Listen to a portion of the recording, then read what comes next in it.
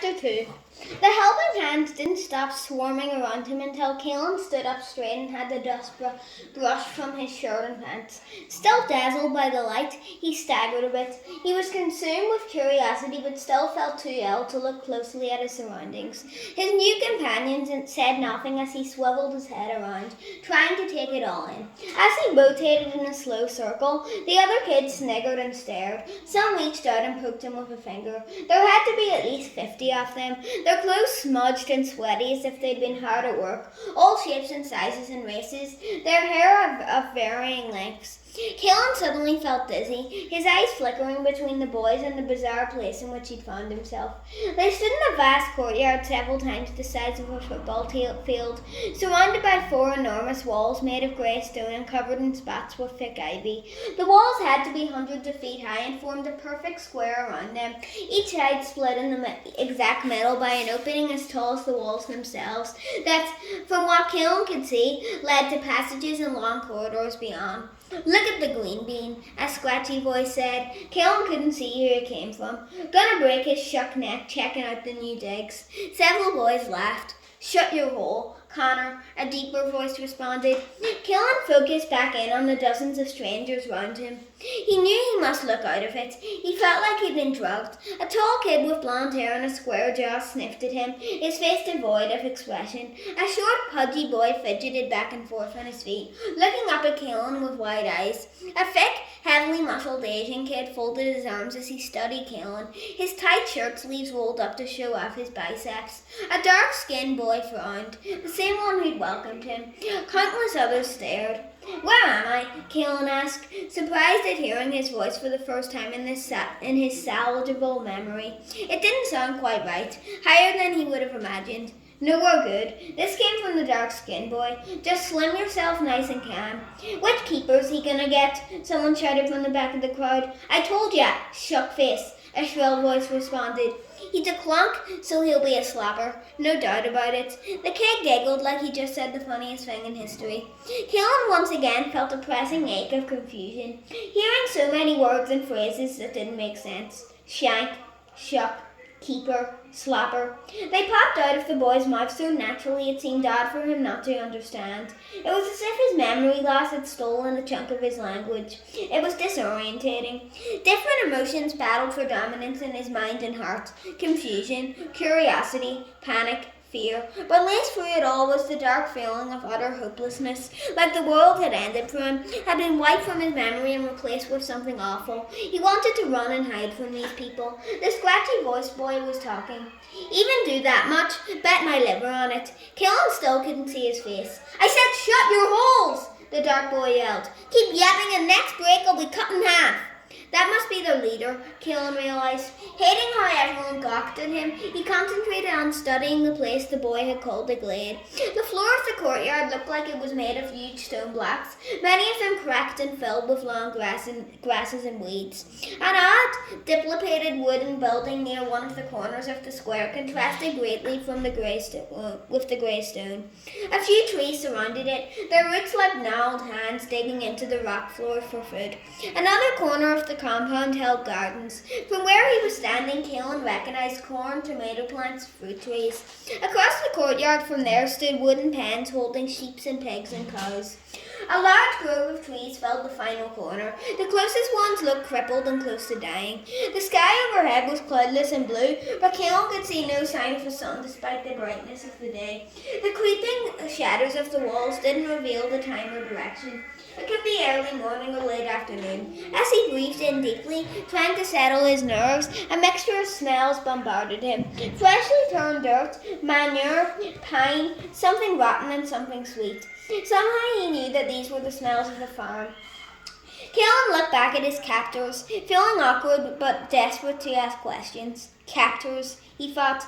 Then, why did that word pop into my head? He scanned their faces, taking in each expression, judging them. One boy's eyes, flared with hatred, stopped him cold. He looked so angry. Caleb wouldn't have been surprised if the kid had come at him with a knife. He had black hair, and when they made eye contact, the boy shook his head and turned away, walking towards a greasy iron pole with a bench next to it. A multicoloured flag hung limply at the top of the pole, no wind to reveal its pattern. Shaken, Caleb stared at the boy's back until he turned and took a seat. Caleb quickly looked away. Suddenly, the leader of the group, perhaps he was 17, took a step forward. He wore normal clothes, black t-shirt, jeans, trainers, a digital watch. For some reason, the clothing here surprised Caleb. It seemed like everyone should be wearing something more menacing, like prison garb. The dark-skinned boy had short cropped hair, his face clean-shaven, but other than the permanent scowl, there was nothing scary about him at all. It's a long story, Shank, the boy said. Piece by piece, you'll learn. I'll be taking you on the tour tomorrow. Till then, just don't break anything. He held a hand out. Name's Caleb. He waited, clearly waiting to shake hands. Caleb refused. Some instinct took over his actions, and without saying anything, he turned away from Caleb and walked to a nearby tree, where he plopped down to sit with his back against the rough bark.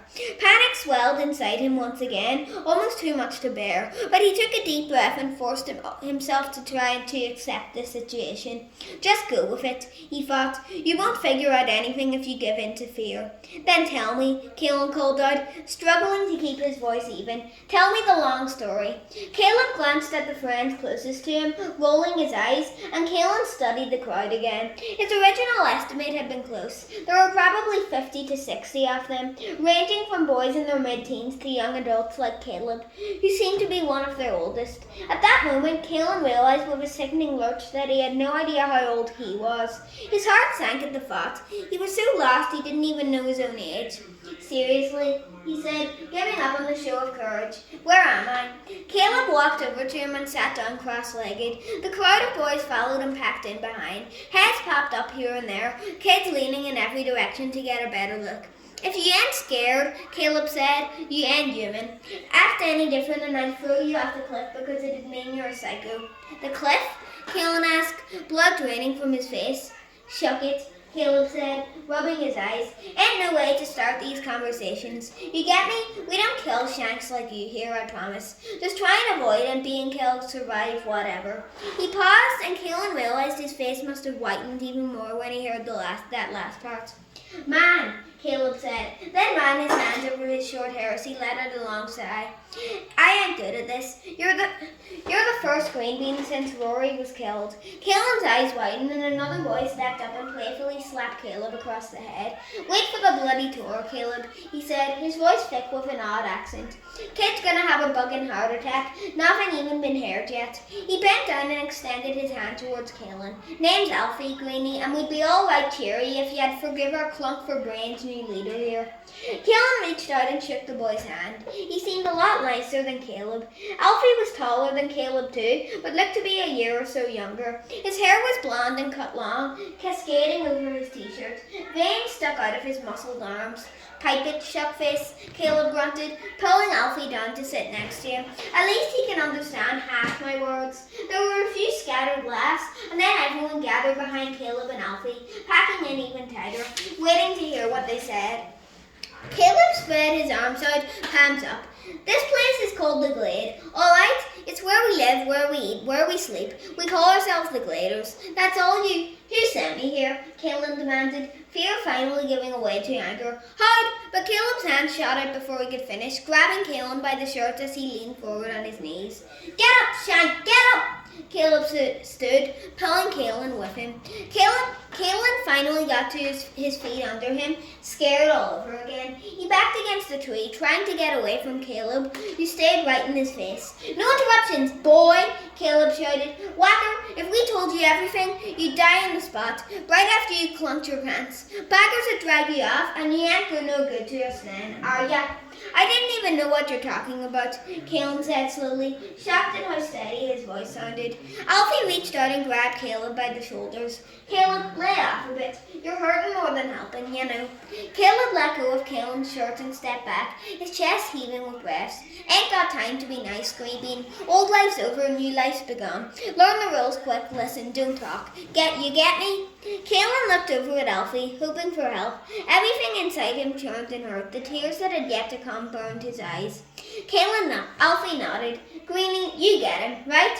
He nodded again. Caelan fumed, wanting to punch somebody, but he simply said, yeah. Good that, Caleb said. First day, that's what today is for you, Shank. Night's coming. Runners will be back soon. The box came late today. Ain't got time for the tour. Tomorrow morning, right after the wake-up. He turned towards Alfie. Get him in bed, get him to sleep.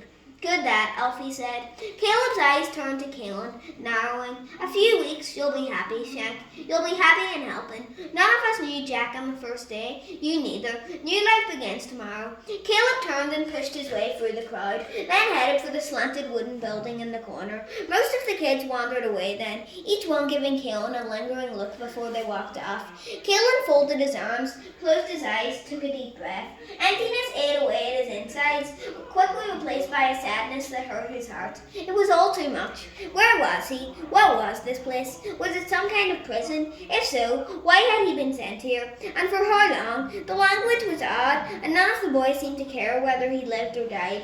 Tears threatened again to fill his eyes, but he refused to let them come. What did I do? He whispered, not really meaning for anyone to hear him. What did I do? Why did they send me here? Alfie clapped him on the shoulder. Greenie, what you're feeling, we've all felt it. We've all had the first day come out of that dark box. Things are bad, they are, and they'll get much worse for you soon. That's the truth. But down the road of peace, you'll be fighting through it good. I can tell you're not a bloody sissy.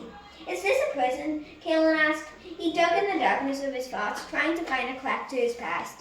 Don't ask 4 questions, haven't ya? Alfie replied. No good answers for ya. Not yet, anyway. Best be quiet now. Accept the change. More comes tomorrow. Caelan said nothing. His head sunk, his eyes staring at the cracked, rocky ground. A line of small-leafed weeds ran along the edge of one of the stone blocks. Tiny yellow flowers peeping through as if searching for the sun, long disappeared behind the enormous walls of the glade. He'll be a good fit for ya, Alfie said. Wee little fat Shank, but nice up when all's said and done. Stay here, I'll be back. Alfie had barely finished his sentence when a sudden, piercing scream ripped through the air. High and shrill, the barely human shriek echoed across the stone courtyard. Every kid in sight turned to look towards the source. Caelan felt his blood turn to icy slush as he realized that the horrible sound came from the wooden building. Even Caelan had jumped as if startled, his forehead creasing in concern. Shuck it, he said. Can't the bloody Medjacks handle that boy for 10 minutes without needing my help? He shook his head and politely kicked Caelan on the foot. Find Cian, tell him he's in charge of your sleeping arrangements. And then he turned and headed in the direction of the building, running. Caelan slid down the rough face of the tree until he sat in the ground again. He shrank back against the bark and closed his eyes, wishing he could wake up from this terrible, terrible dream.